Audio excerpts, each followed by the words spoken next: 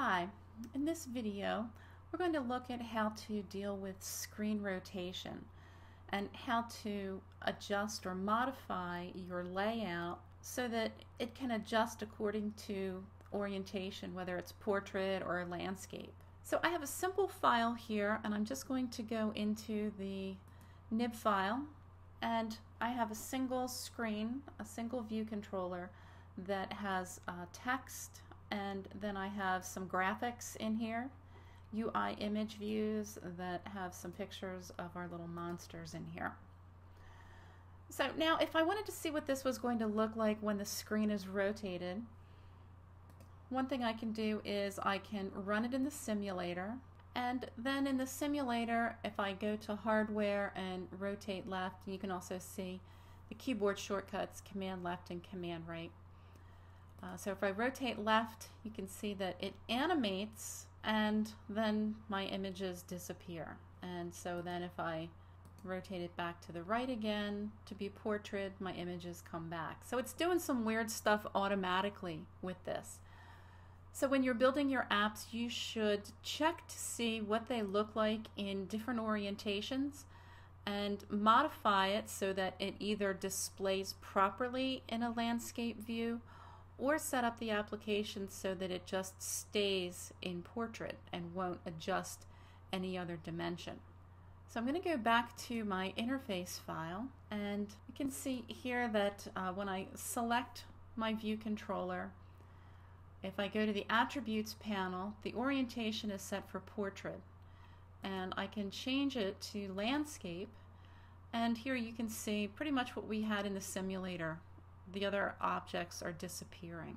So I'm going to switch this back to portrait, and we're going to look at some of the features that are available in how to control the orientation look of your interface. So for example, I'm going to select the text label at the top here, and I'm going to change over in my panel to the size inspector. Now the size inspector gives you a lot of information. First of all, X and Y coordinates. So this is the position, X and Y, top left corner, number of pixels down and in from the left where it is, and the width and height of the element that is selected.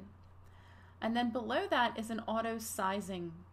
And you can see here that the auto sizing, when I hover over there, it shows you how it's going to try to auto size when the orientation of the device is changed.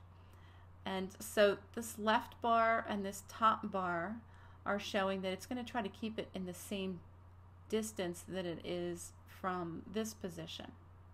The best thing to do is to just play around with some of these different options, and you can see here as I click on this bottom one that it moves, it shifts that red square to the bottom.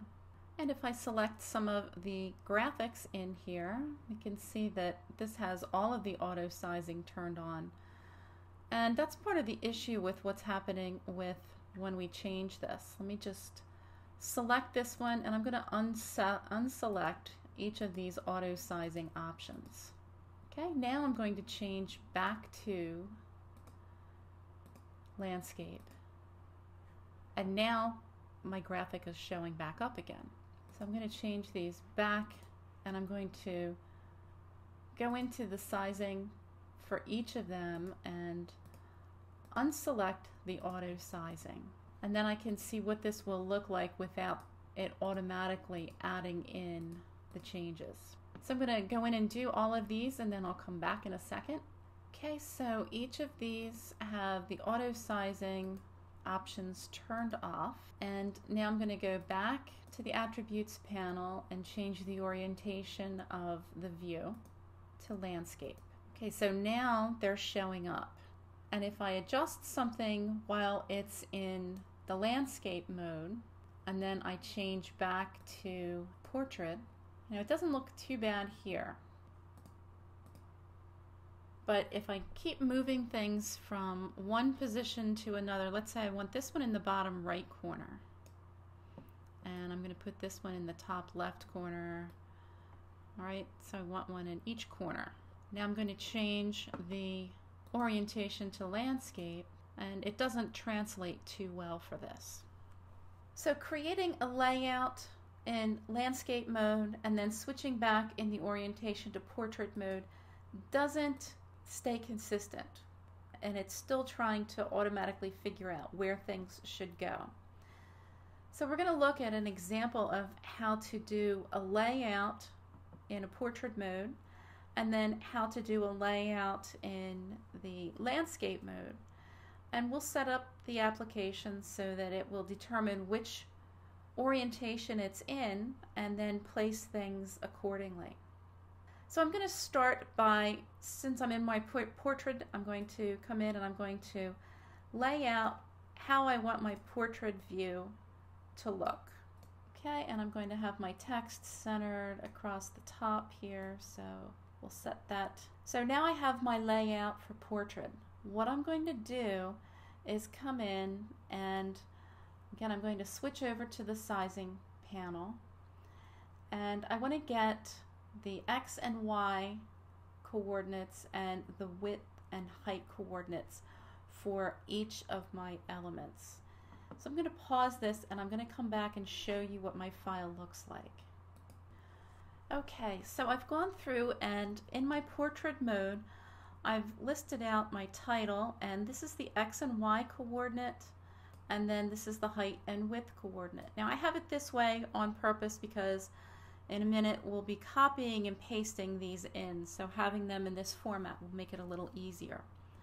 And then I have each character, I've just identified them by the color that they are, so it will be a little easier. And I missed green, so let me go in here and add green. Okay, so I've added in the values for green. So now each of these, now green is selected, so you can see where these numbers come from again. X and Y, 31 and 218. The width and height, 142 and 160. So I have all of the layout, positioning, and sizes for each element that's in my portrait view. Then I'm going to do the same thing in landscape. So I'm going to put in landscape, and then I'm going to change, I'm going to select the view, and I'm going to come back in and change the orientation to landscape. And again, I'm going to move the elements around, and if I wanted this center, then I'm just going to drag this edge to edge here, and I'm going to reposition, and this time I'm going to have them all lined up rather than scattered, just so that we can see that there is a big difference in the two different layouts. Right, so I'm going to have them all lined up here together, and I'm going to go through, and again for each one I'm going to go into the sizing panel, get the X and Y coordinates and width and height, and I'll pause this and come back with my results. Okay, so now I've gone through, laid out my landscape, and I have my X and Y coordinates as well as the width and height dimensions for each of the items in my layout. Okay, so now I'm going to go in, and switching these back and forth is not going to maintain the layout. Here they're just kind of all squished together, and it's doing its best to try to figure out what it should be. So what we're going to do is go into the, first of all, let's go into the Assistant Editor, and I'm going to take off the Utilities panel so that we have a little more space here to work with. And what we're going to do is create properties for each of these items so that we have them defined as outlets. If they're an outlet, then we'll be able to access them through our code, and by that we'll be able to specify what size they should be when the device is in a particular orientation. So I'm going to just click on my title, and I'm going to click and drag over into the .h file, and I'm going to create an outlet, and I'm going to call this monster title, and it's going to be a label, and then I'm going to create outlets for each of these other ones. And again, I'm just going to use the color of the particular monster. And I'm having a hard time selecting the yellow guy, so I'm just going to come over here and click on it until he is selected. I think that's him. So I'm going to right click and drag in, call it yellow, and so then we need orange.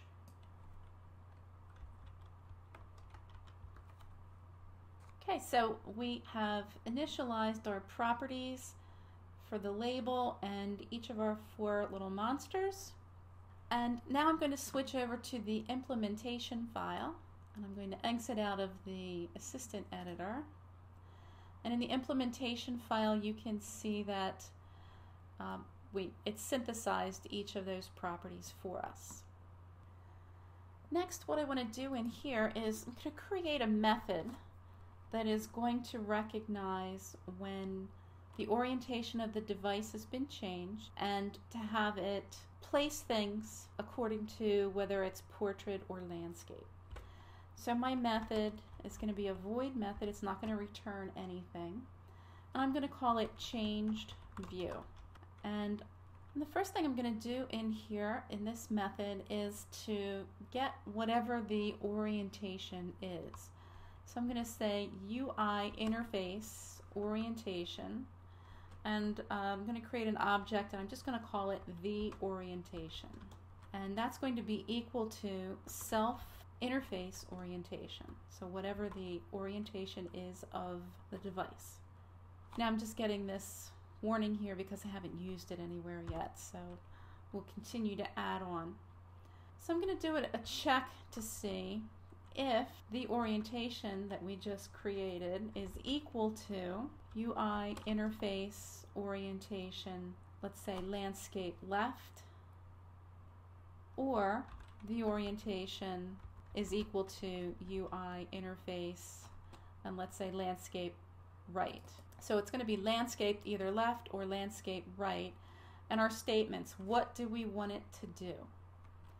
So we want to place these items in their respective positions. So in this example, this is for landscape, so we want to put in where things should be placed in their landscape mode. So I'm going to say monster title frame. It's going to create a frame, and that's equal to CG rect.